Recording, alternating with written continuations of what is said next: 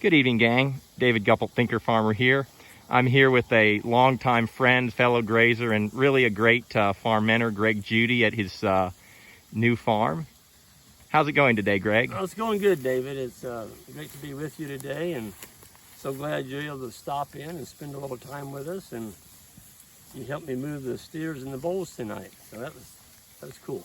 That was enjoyable for me, Greg. We were just talking here. This is your next bull crop for a lot of it's for next year, right? Yep. These are all yearlings. They were born in April, May of 2024. So they'll be used as 2-year-olds next spring. And then there's, I don't know, there's probably 20 steers in there with them. And then there's some 2-year-old steers in there that would be processed here in the next month to 6 weeks.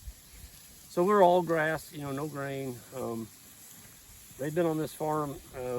We're moving them twice a day now on this big blue stem. That's one of the plants right there. This is what covered the prairies, David, for thousands of years. Still, well, before they plowed it all out. That's almost 6 foot, Greg. Yeah, I think I'm 5'10". pretty close to it. Yeah, and the steers are really enjoying it tonight, along with the bulls. And the nice thing about the big blue, David, is it doesn't have any toxin in it.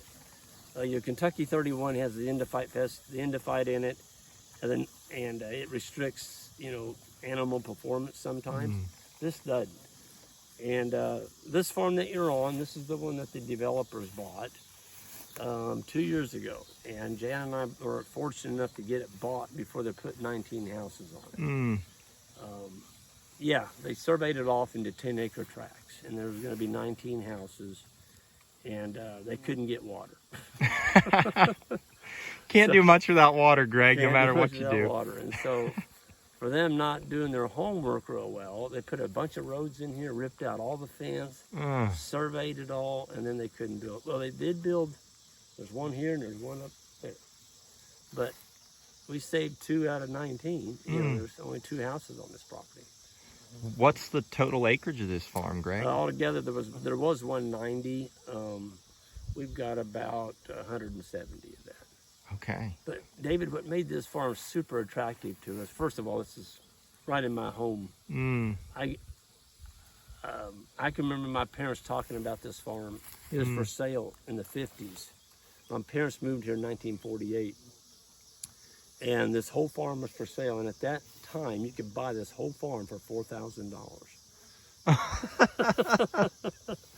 Shoot, that Greg. Didn't even buy 1 acre of it today. Sure, no, I can imagine.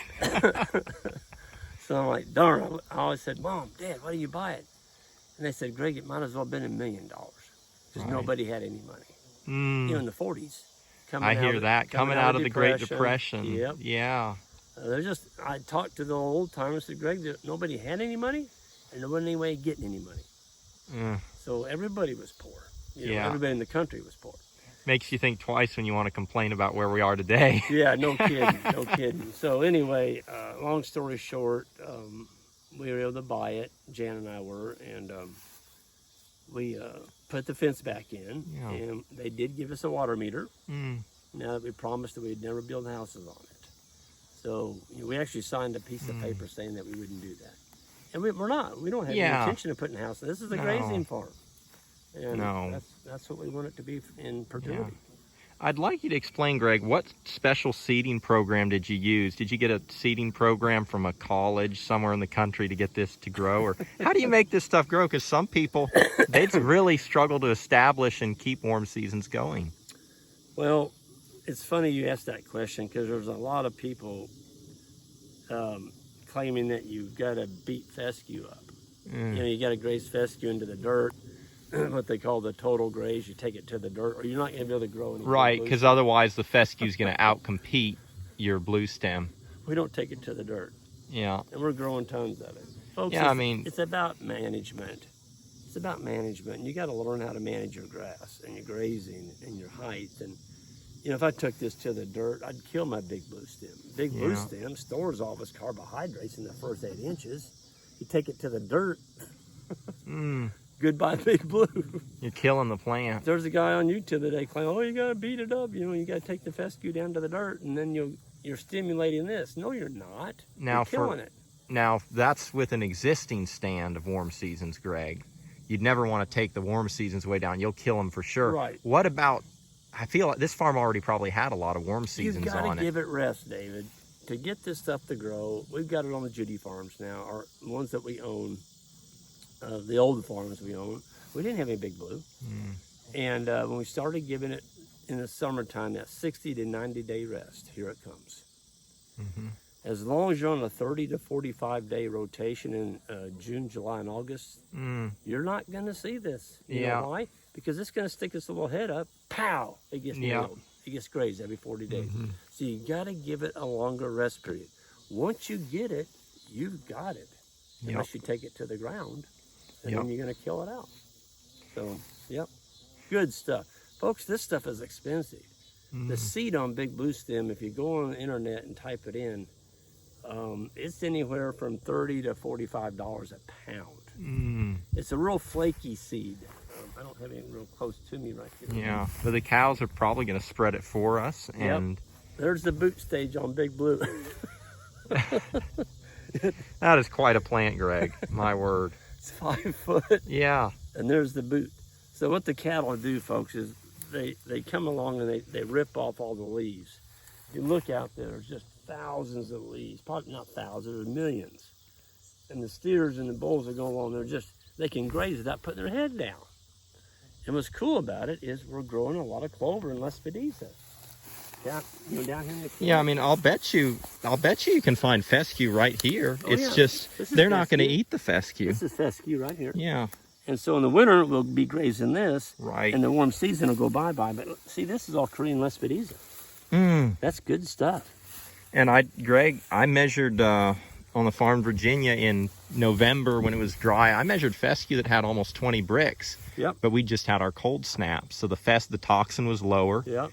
20 bricks, that's pretty good. That's pretty good feed for going into winter, Greg. I'd take that all day. Yeah. 20 bricks is awesome. But right now, if we eat that, that's not going to do any good for our animals. No. And if our animals are performing poorly. We're getting, we're into August 9th. So here in about another 7 to 10 days, the nights are going to start getting cooler. It'll still get hot in the daytime. It's going to start cooling off at night. And the shorter day length is what triggers stockpile growth. So your fescue wakes up. And we got rain scheduled 3 out of the 4 days this coming week. I'm excited about that. Because when you stockpile and that fescue makes a big growth spurt, you need some moisture. Yeah. And if you don't get it, you're not going to have very much stockpile. So we're excited this year. We got 8 inches of rain in the month of July. So far in August, we've had 0 in 9 days. But, I'm an optimist. I think we're going to get some. And, it's been a good growing season. Yeah, and I'll say this. I was by your house this evening. I wanted to walk into a pasture, kind of just look at the pasture. Greg, where you've got some thatch layers, your soil's still moist. Yeah. But you've also, like you said, you didn't take it down to the dirt. Yep. You left yourself probably 8 to 10 inches. And I think you might have brush hogged some there. We did. We clipped it after the cows went through there, and it was so tall and rank. It only got grazed because we had so much grass this year. That farm only got grazed once. Wow. So we just had so much grass. And so when you have so much grass, folks, don't try and graze the entire farm on your first rotation. You'll lose the whole farm.